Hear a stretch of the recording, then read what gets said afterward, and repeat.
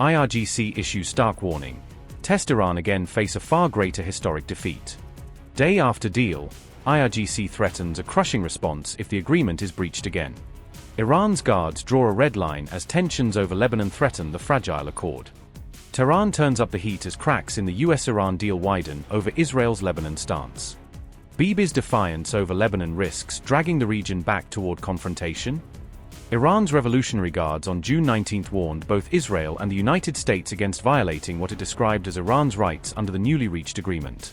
The IRGC said any breach of the agreement could result in what it called a far greater and more historic defeat for its adversaries. The force added that it remains fully prepared to act on any orders issued by Supreme Leader Ayatollah Ali Khamenei.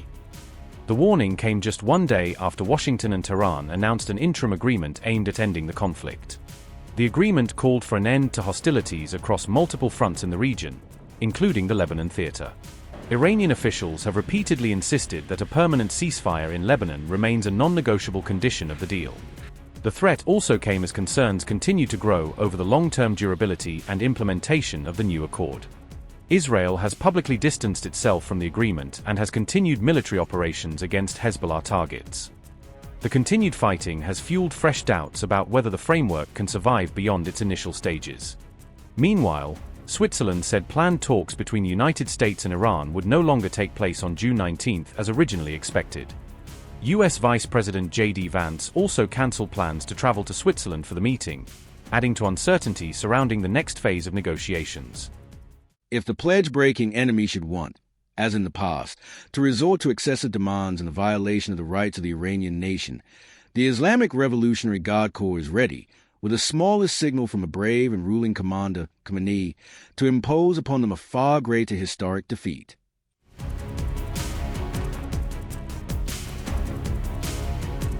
As Benjamin Netanyahu keeps signaling he will hold onto a security zone in Lebanon, is J.D. Vance now issuing a stern warning that Israel's real problem is not Donald Trump but the strategic hole it is in? With Trump asking for calm on the Lebanon front, is his own deputy now openly scorning Netanyahu for brushing aside Washington's peace requests and fueling a very public rift? As Israel insists it will not leave occupied Lebanese territory, as long as security needs require, is Iran growing more furious that the new ceasefire does not yet translate into quiet on that border? Is Trump's carefully curated Iran deal already in trouble because of Netanyahu, whose refusal to budge in Lebanon could hand hardliners in Tehran the perfect excuse to walk away? I want to talk back to the Lebanon component of the deal. There's a report in Axios that Netanyahu's fuming over this. Israel doesn't feel bound to the MOU as it relates to Lebanon. If, as you mentioned, your frustration with Israel striking in Beirut, hitting apartment buildings, if that continues, could it torpedo the deal? And what would the U.S.'s response be to a broader war in Lebanon involving Israel and Hezbollah? Yeah, well, I don't want to get into hypotheticals that could torpedo the deal, because I think the president's expectation is that all of our friends, the Israelis, the Arabs in the region, we're going to work together and actually see this deal to completion. Now, I saw the Axios report, that Netanyahu is fuming. That's not reflective of the conversations that I've had with him, but maybe he's saying something to somebody else that he's not saying to me. What I will say, and this does bother me, is that you've seen people within Bibi's cabinet who have come out and attacked the deal, and in some ways very personally attacked the President of the United States. And I guess my message to them would be twofold. Number one, Donald J. Trump is the only head of state in the entire world who is sympathetic to the nation of Israel at this moment in time. And he happens to be the head of state of the world's superpower. If I was in the cabinet of the Israeli government, I might not be attacking the only powerful ally that I have anywhere left in the entire world. And the second message I would give to some of those cabinet members, Bibi, to his credit, has not gone down this path, but to some of these cabinet members in Israel who are attacking the President of the United States, the other thing that I would say is that over the last 3 months, 2/3 of the defensive weapons that have protected your homeland have been built by American hands and paid for by American tax dollars. The problem for Israel is not Donald J. Trump. And anybody in Israel who thinks their biggest problem is the President of the United States needs to wake up and smell the reality of the situation that country is in. Thank you all. We are standing today in Gush Etzion, on the main road between Jerusalem, the eternal city, and Hebron, the city of the patriarchs.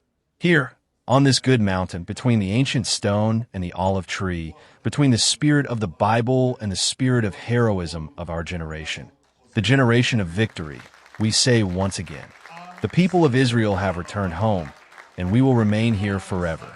Because this is our land. It is ours. We have returned to the place from which we came, to the road on which our forefathers walked. And therefore today, the government of Israel is granting Highway 60 the name it deserves, the Bible Road. This is not just a road paved with asphalt. It is a road paved with memory, with faith, with promise. Highway 60 leads from the Negev to the Galilee. But in fact, it leads much, much farther. It leads from our forefather Abraham to the soldiers of the IDF, from the generations of the Bible to the generations of the future. It passes through the places where the great story of our people was written. Every such place, without exception, is not just a point on the map. It is a chapter in our identity. It is proof that we are an ancient people, renewing its national life in its historical homeland, because the Bible Road is the root of our existence. Here, pioneers are building today. As I have just seen, here pioneers are building the chapter of the rebirth of the people of Israel in its land. We are here, ladies and gentlemen, my friends, by virtue of the truth. This is our land. This is our heritage. This is our way. Throughout the generations, our people, just as this road does, have known ups and downs. We have faced many challenges, and we have prevailed over them. In the war of rebirth, we achieved tremendous accomplishments against the axis of evil of Iran and its proxies. We pushed away from us the danger of immediate annihilation, and had we not acted in the two mighty operations, with the boldness of a lion and roar of the lion, with determination, daring, and supreme heroism by our fighters and our pilots, Iran would today have nuclear bombs for our destruction. But we did not let them. At that time, too, we broke the axis of evil, the choke ring that Iran tried to tighten around us. We are gripping Hamas in Gaza, where we hold more than 60% of the territory of the Strip. And in Lebanon, we have pushed the threat of a ground invasion away from our communities and shattered Hezbollah's missile power. There is still work to be done in both places, but we have done tremendous work. True, the struggle is not yet over, and additional challenges still lie ahead of us. And these require from us cool-headedness, steadfast defense of our security interests, and at the same time, preservation of the important connection with our American friends who fought at our side, shoulder to shoulder, and we greatly appreciate this. We will continue to steer our path with wisdom and prudence. We will preserve the achievements of the government.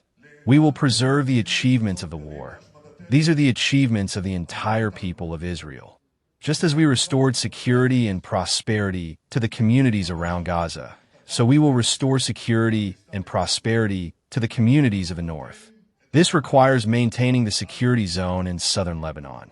This requires that we do not leave there as long as Israel's security needs require it, because that zone separates Hezbollah terrorists from our citizens and our communities.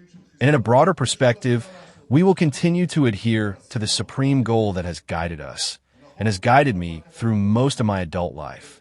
Iran will not have nuclear weapons. And as long as I am Prime Minister of Israel, this will not happen. With unity of purpose, we will guarantee our existence and our future.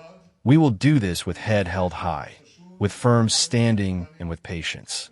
Our path, the path of the people of Israel, began thousands of years ago.